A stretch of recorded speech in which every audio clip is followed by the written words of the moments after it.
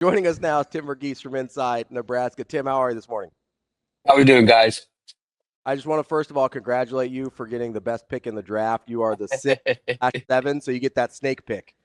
I wasn't sure if we were doing snake, so I'm glad to hear it, and I'm glad to hear I got that pick. You know what I'm tickled to hear, TV? Because I said this out loud. What I didn't want is to be fourth or fifth. Either, right? You either want to be at three, first, or sixth. So you're always in the middle, or you get the back-to-backers.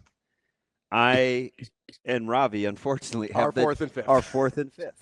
That is, it's a good thing I like eating leftovers. Good thing I like eating leftovers. TK, before we get to the draft, wanted to get to a little battle at the Boneyard stuff here tonight. Just came out, I think this morning, that Trey Taylor is actually going to be participating with Raw Miami. Was that a surprise? Do we know that was coming? A bit of a surprise. I mean, I kind of figured with Trey in town and this happening, he'd find a way to play for one of these teams. And this is how 7-on-7 kind of works. Is like you just find a best available, who's in town or who's available for something. When rosters change as much as they do. I mean, historically, we've seen guys play for, Trey's team is 24K, an Orlando-based team traditionally. So this isn't too much different for him. That Miami Raw team is going. I just tweeted it, but them and NPA, the team from Tennessee, are probably the two most talented teams in attendance this today. So I'm really excited to see both those teams, and with Trey leading Raw, we'll see where the chemistry is at. That's going to be the biggest thing. Is he's not thrown with these guys before, but if they can get that chemistry together in pool play, they're going to be a tough out in the bracket tonight. Now, keep in mind, I was 30, anywhere from 30 to 34, so I'm old. I was old, but there's just something about 7-on-7, man, where continuity reigns supreme. It was flag and 7-on-7, but I think it's a hard sport to play if you don't have some familiarity, because there's definitely a scheme to it, and a communication and a pass. Yeah, absolutely. But it isn't just like who's the most talented, because a lot of times in this deal, that's not what works. Absolutely. Every tournament I've been to, it's not been the most talented team that wins. It's always the team that's like, oh, these are a group of guys that have always played together. Like all of these national tournaments, it's always a team from Hawaii or a team, that like from the Midwest that is just like these guys just play together at every single tournament. Like I would say the dark horse today is C4. It's just a team from Central Oklahoma or South Oklahoma, some South Oklahoma guys, some North Texas guys together. And this is a team that's just played together all year. They've got some veterans that are 2026 guys that are committed elsewhere that are just, coming up and playing for the love of the game. Those guys have played together all year. I think they're the dark horse just because they have that chemistry. So, Tim, what's the level of talent that ends up being here at Nebraska for this weekend? I know there were some big names that were out here. What's it look like it's shaping up for Nebraska in terms of guys they've been able to get on campus? Yeah, in terms of, okay, I would say this, like the tournament, there's obviously there's some elite skill talent coming. It's not maybe the level we thought it was going to be initially with some of the teams that have dropped out and some of the players that just aren't going to be able to make it into town because of official visits or visits elsewhere. But between the tournament, the Huddle Future Forum, which has, again, like we through our rankings, 20 to 15 of the best 27 prospects and a group of the top 28 prospects. It's going to be a really, really big weekend for Nebraska. And again, the goal is just get some of these guys to leave campus with a higher or a better impression of Nebraska than they came in with. I've talked to a ton of recruits this spring that made their first visits to Nebraska. Like, I kind of expected just like cornfields, and then I was surprised to see a city. And I keep hearing that, and so I wouldn't be surprised we hear a bunch more of that coming out of this weekend. It really is just about getting the guys to Lincoln. I mean, I talked to parents last week at camp that are from SEC country, and they were like, I didn't realize the facilities were like this.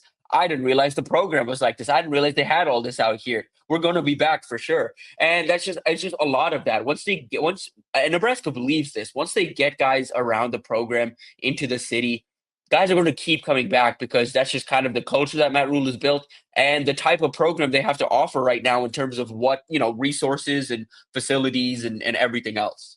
So let me give you, let me pull a name just because I've coached against him. I'm very familiar with him. I've watched him a ton. He was unfortunately not healthy against us, and he had dropped a ton of weight, but he was tremendous on film. coming off a really good camp session, so you don't have to sell me. I like how you mentioned Jaden Sutko, as kind of a guy to watch. Nebraska, I think you and I both know, is enamored with him. He tested well. He appears to have put his weight back on. He's in the mid 215-ish range. He's a 6'2" kid. We were shaking hands in line, and he wasn't dressed. And I said, hey, I know you're not getting an opportunity to compete against this man, but I love your tape. Keep doing what you're doing. And he seemed like a really good kid. What made you highlight him? Yeah, I just think I think the testing this spring caught my attention. Just the numbers he was putting down on the track, and then just the tape, like seeing that all match up and being able to put a number next to the tape. And he's just a guy that I think when you look at the linebacker board right now and you're like, okay, well, if Nebraska has to go next best available, who is that guy? It might be Sutko. Like it really might be. He's And really so versatile too. Right, right. And so I think that's part of it. I think when you look at what Nebraska wants at linebacker, it's like, okay, there's a couple in-state, like, there's two in-state linebackers that are committed to Iowa State. And those guys, very well could be in line if Nebraska misses out on some targets. But in terms of what Nebraska likes, they like that versatility. They like, the athleticism. I think he's a guy that kind of fits what Nebraska wants. And he's a guy that, again, in years past, probably already has at least a PWO offer already. TV, are you surprised when you take a look at the board where you've got did you think the Big 12 would be more represented? Yeah, but also I'm not surprised once we get. I mean, I think once we break it down, I feel like they're up there in terms of picks. Like we had Retzlaff, we had Levitt, we had Beck. Dampier, we had a few from the Big 12. That Robertson. was the surprising thing for me was going through this exercise. I was like, as a like just purely just talking quarterbacks, there's a big drop off in the SEC versus some of these other conferences where like I felt like I could dig a little further down in some of these. Man, like Dude, the Big yeah. 12 is Tim, deep. I one day into doing this exercise a month ago. Yeah. I said this, Tim. I'm like, if I'm Sankey, I'm not so sure I'm banking on depth. There's a cliff after and like 5. and the SEC, and it started with like, who's the fifth quarterback that's going to get you into the playoffs if you don't take the money from the extra conference game, Right. and you're hanging your hat on another qualifier in the fifth spot. I don't know who that is. Right. Like it's got to be like Marcel Reed potentially taking a step. Like, dude, Kentucky's starting Zach Calzada this year. I know. That's insane. Like, can you imagine if Kentucky had like Diego Pavia? Oh yeah, Like, they'd be top 20. Yeah, like they would take. I mean, they would take someone from the Big 12 right now. They take Sawyer Robertson. They take any of these guys from the Big 12. Baron Morton, like any of these guys from the Big 12. They take over what they currently have in that QB room, considering everything else they've invested into that roster. Yeah, I that was the most like stunning thing for me. And then the other thing that was surprising to me was going through this. I was like, okay, in the sense of like, okay, what we want specifically for this season for this exercise.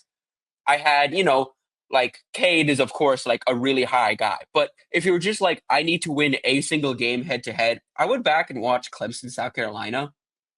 I then kind of give Sellers the edge because Sellers, I think, gives you a lot more when things break down. I think snap to snap, I thought he was more impressive in that game, and I think again, I think the ACC is obviously a lot more favorable. I think Clemson's just going to run the table there.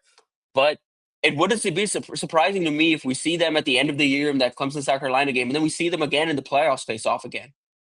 Yeah, so if I had the first pick, Klubnik would not have been. Klubnik was mine. He would not have been my first pick. No, this was my 1-1. Like I kind of just I think he was my just off production and wins.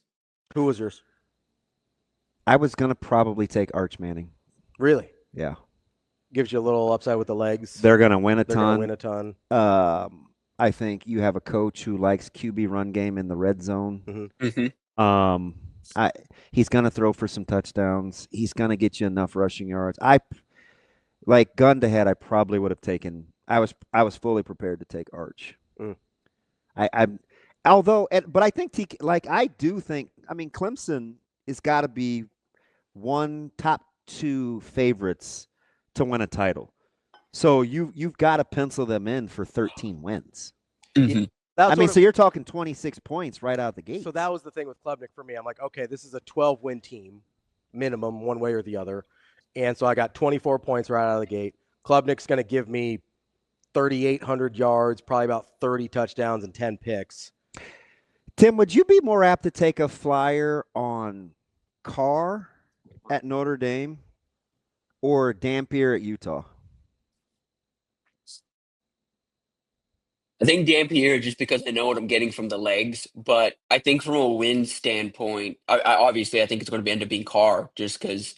I just kind of don't know what. So Carr is a weird one for me. I just didn't really know where to slot him in here because I don't know what he's going to be. Is he going to be like another Notre Dame quarterback, or is he enough of like a needle mover that he can like, kind of take over some games and do some stuff like Riley Leonard did last year? Do you see them staying with, and I get a little bit different offensive philosophy, and Love's going to get his touches. And I do think their wide receiving core will be much more improved. I wonder like what that offense is going to look like when you have a guy like Love to hand the ball to.